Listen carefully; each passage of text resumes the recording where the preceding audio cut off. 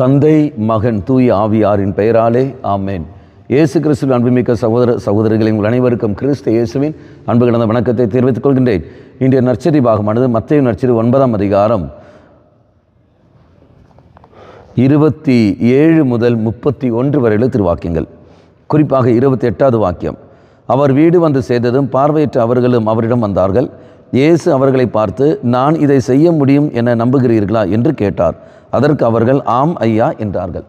நாம் பார்க்கின்றோம், பார்வையற்ற அந்த 2 பேரும் இயேசுவின் பின்னாடியே கத்திக்கொண்டே வருகிறார்கள், ஆண்டவரே ஆண்டவரே என்று. இயேசு திரும்பி பார்ப்பதில்லை, மாறாக வீட்டுக்கு வந்து சேர்ந்தவுடனே அப்பொழுதும் அவர் வருகிறார்கள், வீட்டுக்கு வருகிறார்கள்.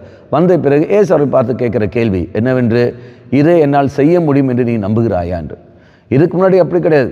ஒரு சில இடங்களில் தெய்வம் செய்கின்றார், இதோ நீ அவருக்கு தெய்வம் அவங்க பர்த்தமிக்கு அங்கே கொடுக்கின்றார், நான் உனக்கு என்ன செய்ய வேண்டும் என்று அவர் கேட்கின்றார். ஒரு சில இடத்தில் இதான் நீ போய் கழுவு என்று அவர் சொல்கின்றார், நீ போய் கழுவு உனக்கு பார்வை கிடைக்கும் என்று அவர் சொல்கின்றார். ஆனால் இங்கே நான் பார்க்கின்ற சமயத்தில் என்னால் செய்ய முடியுமா என்று அவர் கேட்கிற சமயத்தில் தெய்வம் அந்த சகோதரரிடத்தில் நம்பிக்கையை எதிர்பார்த்து கொண்டிருக்கிறார்கள்.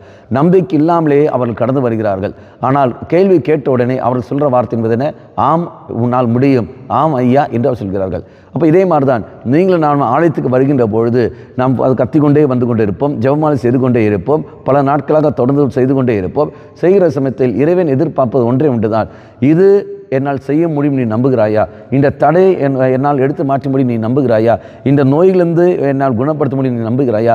இந்த பிரச்சனையிலிருந்து எனக்கு மீட்பு தர முடியும், எனக்கு முடிவு தர முடியும் என்று நீ நம்புகிறாய் என்று கேட்கிற சமயத்தில் நாம் சொல்ல வேண்டும், ஆம் ஆண்டவரே, முடியும் ஆண்டவரே, உம்மால் மட்டுமே தான் முடியும் ஆண்டவரே நாம் சொல்லுகின்ற பொழுது இதான் நம்முடைய விசுவாசத்தை நாம் அங்கு உறுதிப்படுத்துகின்றோம். நிச்சயமாக அதோடைய விளைவு நமக்கு விடுதலையும் சௌக்கியங்களும் கிடைக்கும். அன்பார்ந்தவர்களே, விசுவாசத்தை உறுதிப்படுத்துவதற்காக தெய்வம் கேட்கிற கேள்விகள் இதோ என்ன, உன்னால் மட்டும்தான் முடியும் ஆண்டவரே நாம் அறிக்கிட வேண்டும். பயங்கரமாக நம்ம அறிக்கிற சமயத்தில் கிடைக்கும்.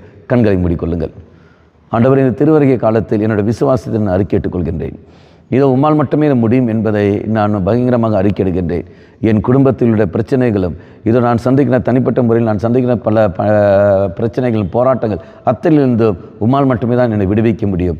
நான் உன்னை நம்புகிறேன் ஆண்டவரே, எங்கள் மேல் இரக்கம் வையும். அம்மா மாதாவே, தெய்வ மாதாவே, எங்கள் மாதாவே, என் அன்னையே, விசேஷமாக எங்களுக்காக பரிந்து பேசும். ஆமேன். தந்தை, மகன், தூய ஆவியாரின் பெயராலே ஆமேன்.